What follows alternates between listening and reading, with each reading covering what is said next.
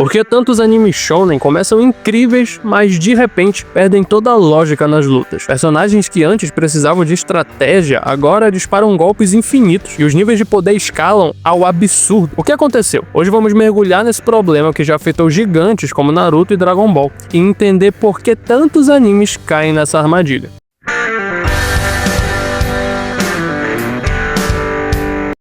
Fala, meu nerd, eu sou o Mikael e sejam bem-vindos a mais um vídeo aqui no Reinado Nerd. Hoje vamos falar sobre um dos maiores problemas dos animes shonen, o descontrole dos níveis de poder. Se você já se perguntou como certos personagens ficaram tão absurdamente fortes da noite pro dia, esse vídeo é pra você. Então já vai deixando o seu like, se inscreve no canal e ativa o sininho pra não perder mais nenhum vídeo como esse. Agora bora direto pro assunto. O fascínio pelo escalamento de poder.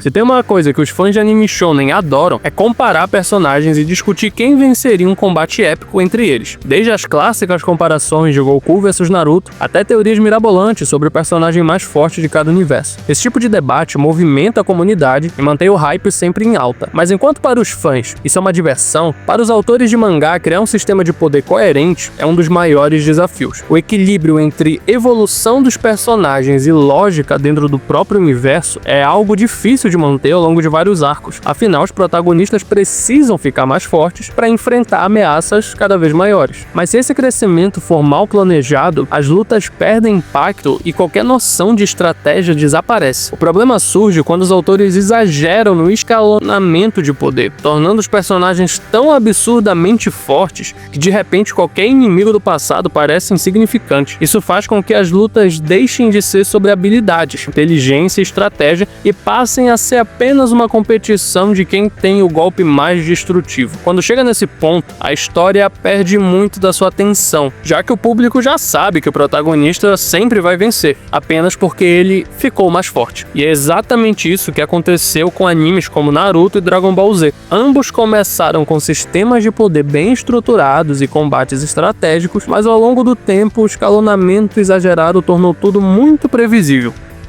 Um dos maiores acertos do Naruto clássico era a forma como o chakra funcionava dentro do universo da obra. Ele não era apenas uma barrinha de energia, mas um recurso limitado que forçava os personagens a lutarem com estratégia. Cada jutsu exigia um gasto de chakra, e se um ninja usasse técnicas demais, ele ficaria exausto e vulnerável. Isso tornava as batalhas mais intensas e inteligentes, pois os lutadores precisavam pensar bem antes de agir. Um ótimo exemplo disso era o Sasuke durante o exame Chunin. No Naruto clássico, ele só conseguia usar o Chidori 2 vezes por dia, pois a técnica exigia muito do seu corpo e do seu chakra. Já Naruto no Shippuden, quando despertou o modo sábio, só podia lançar 3 Rasen Shurikens antes de perder o modo e precisar meditar para recuperar a energia. Esse tipo de limitação dava um senso de urgência às lutas e fazia com que cada golpe fosse importante. Mas conforme a história avançava, isso mudou drasticamente. No arco da Quarta Guerra Ninja, parecia que os personagens tinham um chakra infinito. Naruto, que antes precisava economizar energia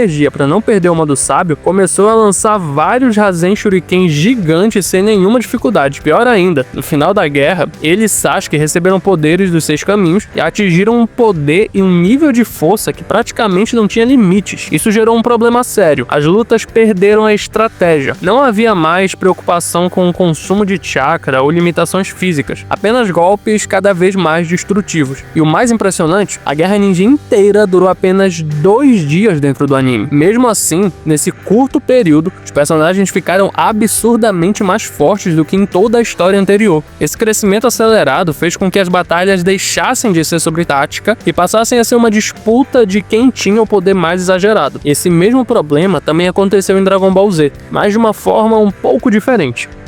Quando Dragon Ball Z introduziu os medidores de poder, parecia uma ideia genial. Afinal, poder quantificado em números facilitava a comparação entre personagens e deixava claro quem era mais forte. Foi assim mesmo que surgiu o icônico meme. É de mais de 8.000! Mais de 8.000? Mas essa abordagem rapidamente se tornou um problema gigantesco. Para entender melhor, basta olhar para a evolução do próprio Goku. No primeiro episódio de Dragon Ball Z, ele tinha 416 de poder de luta. Apenas 94 episódios depois, na luta contra Freeza, esse número já havia se disparado para 150 milhões. Ou seja, em um único arco, o protagonista ficou cerca de 300 mil vezes mais forte. E o pior, esse aumento não veio acompanhado de novas estratégias ou técnicas diferenciadas. As transformações de Goku como Super Saiyajin não mudam seu estilo de luta, apenas multiplicam os números. Ele não ganha uma nova habilidade especial ou uma forma diferente de combater. Ele simplesmente bate mais forte e mais rápido. Isso criou um efeito colateral perigoso. Os vilões também precisavam ficar cada vez mais absurdos para continuar sendo uma ameaça. Frieza, que era tratado como o guerreiro mais forte do universo, logo foi superado por Cell. Depois veio Majin Buu, que era ainda mais poderoso, e o ciclo continuou em Dragon Ball Super, com divindades e guerreiros multiversais. No fim das contas, o problema dos números de poder em Dragon Ball Z fez com que as batalhas se tornassem previsíveis. Se Goku encontrasse um inimigo mais forte, bastava ele treinar um pouco e alcançar uma nova transformação que aumentava seu poder em dezenas de vezes. A tensão desaparecia, porque o espectador já sabia que o protagonista sempre encontraria um novo nível de força para vencer. Esse tipo de escalonamento exagerado pode destruir a imersão de um anime, mas alguns shonens conseguiram evitar esse erro, criando sistemas de poder muito mais equilibrados. Vamos falar de algumas obras que fizeram isso muito bem. Nem todos os animes shonen caíram na armadilha do escalonamento descontrolado. Algumas obras modernas conseguiram criar sistemas de poder bem estruturados que evitam os erros de Naruto e Dragon Ball Z. Entre os melhores exemplos temos One Piece, Jujutsu Kaisen e Chainsaw Man. Mas o que essas histórias fazem de diferente? Há alguns fatores em comum nesses sistemas de poder que os tornam mais equilibrados e interessantes. Eles não dependem de uma barrinha de energia para limitar os personagens. Diferente de Naruto e Dragon Ball Z, onde o poder dos personagens cresce conforme eles acumulam mais chakra ou ki, esses animes focam em regras internas bem definidas. O poder não vem apenas de uma fonte de energia que pode ser aumentada infinitamente, mas sim de conceitos mais criativos. Eles priorizam a criatividade e estratégia nas lutas. Desses animes, vencer um combate não é apenas uma questão de ter mais energia ou uma transformação mais forte. As habilidades dos personagens são únicas e exigem inteligência para serem usadas da melhor forma. Isso faz com que as batalhas sejam mais estratégicas e menos previsíveis. Por exemplo, em One Piece, os poderes da Akuma no Mi variam, depende de usuário para usuário, e a força do personagem depende mais da criatividade em usar suas habilidades do que um simples aumento numérico de poder. Já em Jujutsu Kaisen, as técnicas amaldiçoadas funcionam com regras específicas, e personagens mais fracos podem vencer se souberem explorar essas regras de forma inteligente. E em Chainsaw Man, o sistema de poder é baseado no medo. Quanto mais uma coisa é temida, mais forte ela se torna, criando uma dinâmica bem diferente das tradicionais barrinhas de energia. Esses animes mostram que um bom sistema de poder não precisa girar em torno de números cada vez maiores. Em vez disso, eles mantêm a tensão e imprevisibilidade ao focar na criatividade, nas limitações únicas de cada habilidade. Isso não apenas torna as batalhas mais interessantes, como também evita que o poder dos personagens saia do controle ao longo da história. Mas agora eu quero saber sua opinião. Qual sistema de poder você acha mais equilibrado nos animes? Deixe seu comentário e bora continuar essa discussão.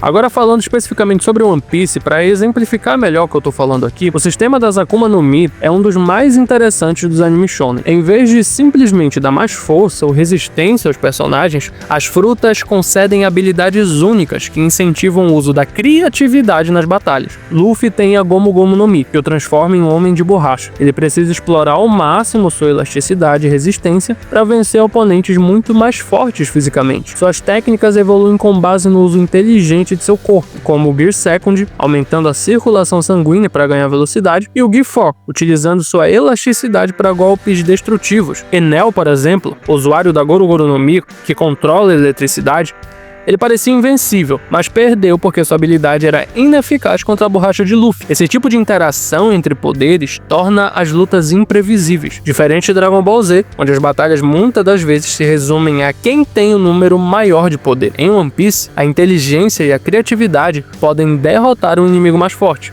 Esse tipo de sistema faz com que as lutas sejam sobre estratégia, criatividade e limitações bem definidas. Isso mantém o universo da obra coerente e as batalhas interessantes até o final da história.